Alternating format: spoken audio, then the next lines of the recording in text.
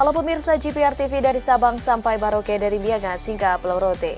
Bertemu kembali dengan saya Bilqis Sabila dalam program Kominfo Justru.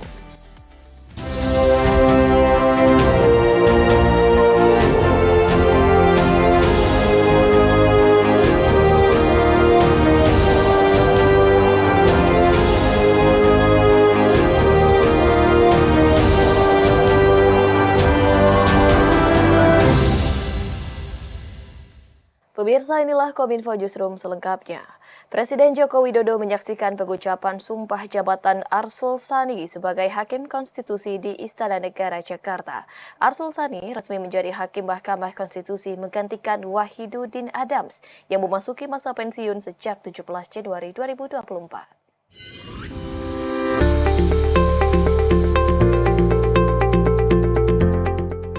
Arsul Sani resmi dilantik menjadi Hakim Konstitusi di Istana Negara, Jakarta, Kamis 18 Januari 2024. Pengucapan sumpah Hakim Konstitusi oleh Arsul Sani disaksikan langsung oleh Presiden Joko Widodo. Dengan rahmat Tuhan Yang Maha Esa, Presiden Republik Indonesia menimbang dan seterusnya, mengingat dan seterusnya, memutuskan, menetapkan dan seterusnya, ke-1 dan seterusnya. Kedua, mengangkat Dr. Arsul Sani SH.MSI sebagai Hakim Konstitusi terhitung sejak saat pengucapan sumpah janji. Ketiga dan seterusnya, keempat dan seterusnya ditetapkan di Jakarta pada tanggal 24 Oktober 2023. Arsul diangkat menjadi Hakim Konstitusi berdasarkan keputusan Presiden nomor 102/P tahun 2023 tentang pemberhentian dan pengangkatan Hakim Konstitusi yang diajukan oleh DPR RI.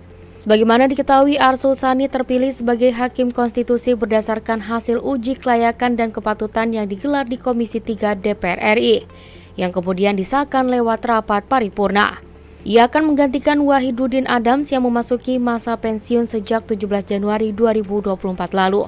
Pria berlatar belakang advokat ini merupakan politisi P3 yang pernah menjabat Wakil Ketua MPR dan menjabat anggota Komisi 3 DPR RI. Dalam keterangannya usai pelantikan, Arsul Sani mengatakan akan berusaha selalu amanah, selalu menjaga konstitusi sebagaimana kepentingan keadilan, kepentingan rakyat dan menomorsatukan para justisia balance. Saya yakin dengan semangat kebersamaan, kekompakan para yang mulia Hakim Mahkamah Konstitusi di bawah pimpinan yang mulia Dr. Soehartoyo itu akan bisa rebound. Ini tentu memerlukan juga bantuan semua pihak, terutama dari rekan-rekan media ya. Nah, bantuan yang diperlukan itu apa? Agar saya kira prinsip check and recheck, cover both side ya, itu bisa terus dilakukan ya. Pemirsa, selain melantik Arsul Sani menjadi Hakim Konstitusi, pada hari ini Presiden Republik Indonesia Joko Widodo juga melantik 9 anggota Komisi Pengawas Persaingan Usaha di Istana Negara Jakarta. Dalam keterangan persnya, Ketua KPPU Fansrullah mengatakan akan mengerjakan sejumlah program prioritas, utamanya dalam 100 hari kerja ke depan.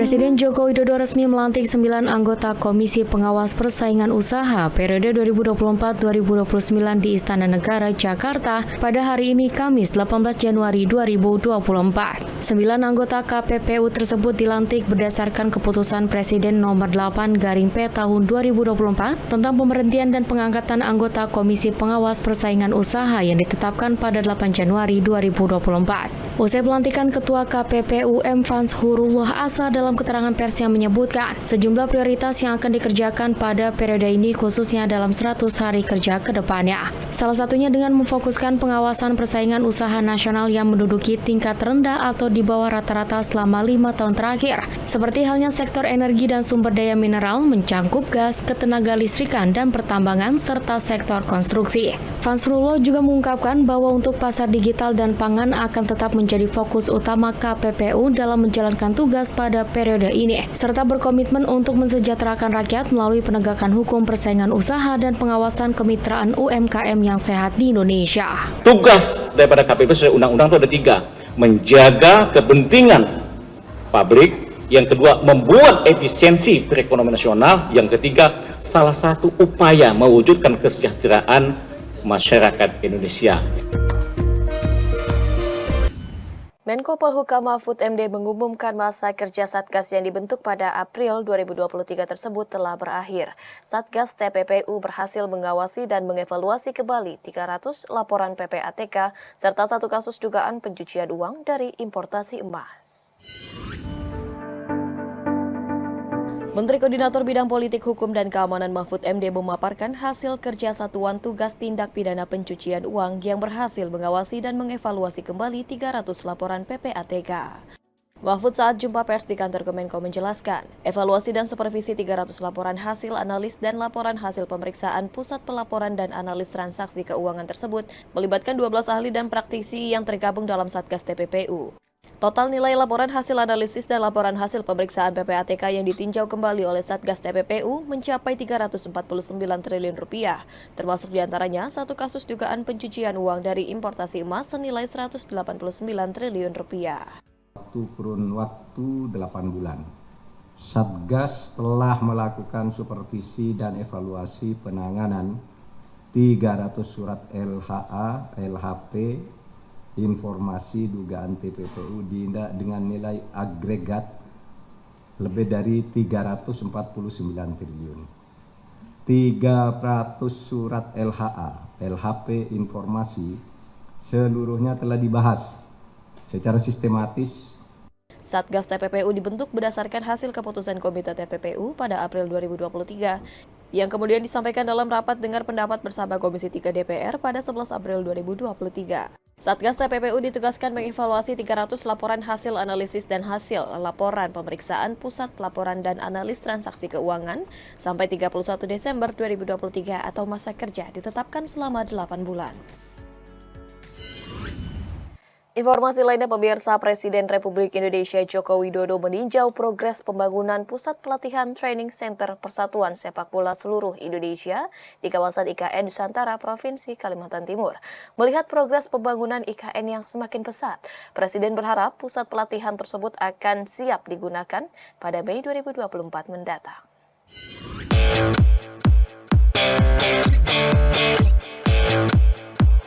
Presiden Joko Widodo pada Rabu 17 Januari 2024 meninjau progres pembangunan Pusat Pelatihan atau Training Center Persatuan Sepak Bola Seluruh Indonesia di kawasan IKN Nusantara, Provinsi Kalimantan Timur.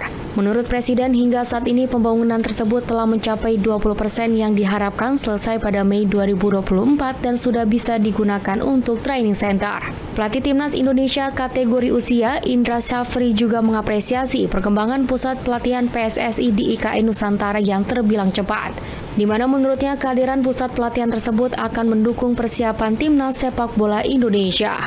Langkah pemerintah membangun infrastruktur olahraga tersebut merupakan hal yang luar biasa dan menjadi motivasi pula bagi pihak PSSI untuk melakukan persiapan yang lebih fokus ke depannya. Kalau kita lihat ya, memang sudah dimulai dan sampai hari ini sudah selesai berapa persen, Pak? Berapa persen? 20% Pak. 20%. Mei jadi. Sudah selesai dan kita harapkan Mei jadi, Juni sudah bisa dipakai untuk TC. Nah, 20. untuk U20. Ya, masuk ke sini. Udah. Coach Hendra juga udah sampaikan siap untuk masuk TC di Nusantara.